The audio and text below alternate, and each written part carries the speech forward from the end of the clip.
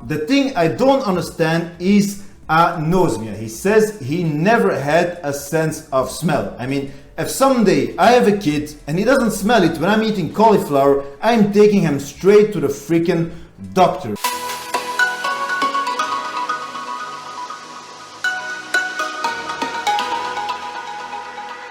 What's up folks, it's Uranus, we're in Brussels, welcome to another video. Today I just wanted to make a quick video to show you guys how much TRT and hormonal replacement therapy can save a man's life. It's not a case of Kallmann syndrome. One must wonder why these guys weren't diagnosed sooner and had to go through so much shit and misery in their life. I found this post on Reddit, and just like me, at 25 years old, this person had never had any testosterone in his body. So he was diagnosed and he completely changed his physique. He doesn't even look like the same person anymore these days. You will also not believe how that person was actually diagnosed. Let's take a look at his story. C'est parti.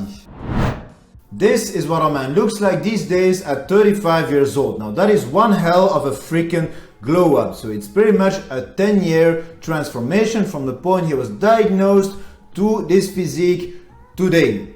Started on testosterone at about 26 years old because until then I didn't know my body was born unable to produce it. Remember, Kallmann syndrome. Started losing weight at 27, lost about 150 pounds, started lifting at 33, and now very much interested in fitness. Kallmann syndrome basically means that this man's pituitary gland doesn't function properly. It is the HQ or the command center of a lot of important hormones inside of your brain. It's like having an airport, but in the air control traffic tower, pretty much everybody is drunk. The planes will not leave. So up until that point, he never had any testicular testosterone production. So he lived without testosterone, and by that he never developed any secondary sexual characteristics. No body hair, no facial hair, no major developments down there, no voice changes, low muscle mass, the body shape of a piece of fruit, and mentally, how to put it, you're pretty much isolated, you're pretty much depressed, you're left behind, and to sum it up in one sentence, you're pretty much fucked. It's really a shame to be diagnosed that late because the impact on one's life can be huge, and I can tell you guys that from my own experience. One simple blood test in his late teens would have spared this man years of misery. Let's see how he got diagnosed because it's quite a unique and funny story. First, I got checked out by a doctor during an ingrown toenail problem. They told me I had to lose weight and help me figure out my body doesn't naturally produce testosterone. I got on injectable testosterone.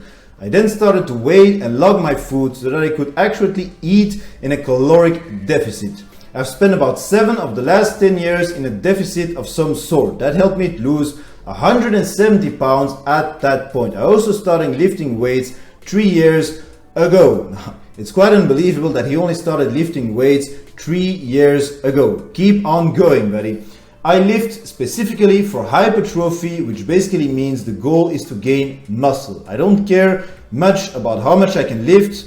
This helped me gain what I estimate is about 10 pounds of muscles over the last 3 years. Now, according to my laser eyes, when I look at the physique from the left and then the physique from the right, I have the feeling that he gained a lot more than 10 pounds of muscles. That's quite a funny story, going to the doctor at 25 because you have an ingrown toenail and then finding out that you have Kallmann syndrome and your body never actually produced any freaking testosterone. Now, why wasn't he diagnosed sooner? And trust me, he's not the only one out there. Getting on treatment at 16 years old or a little bit later would have completely changed his life. This is him at 23 and at 25 years old. He definitely lost a shitload of weight, about 170 pounds, and he gained a lot of muscles. Losing that fat was, by the way, the best idea that he ever had. I wonder if he kept some loose skin from that extreme weight loss, because it really sucks when you lose a shitload of weight and then you're left with a flabby patch of skin down there. And trust me, I know what I'm talking about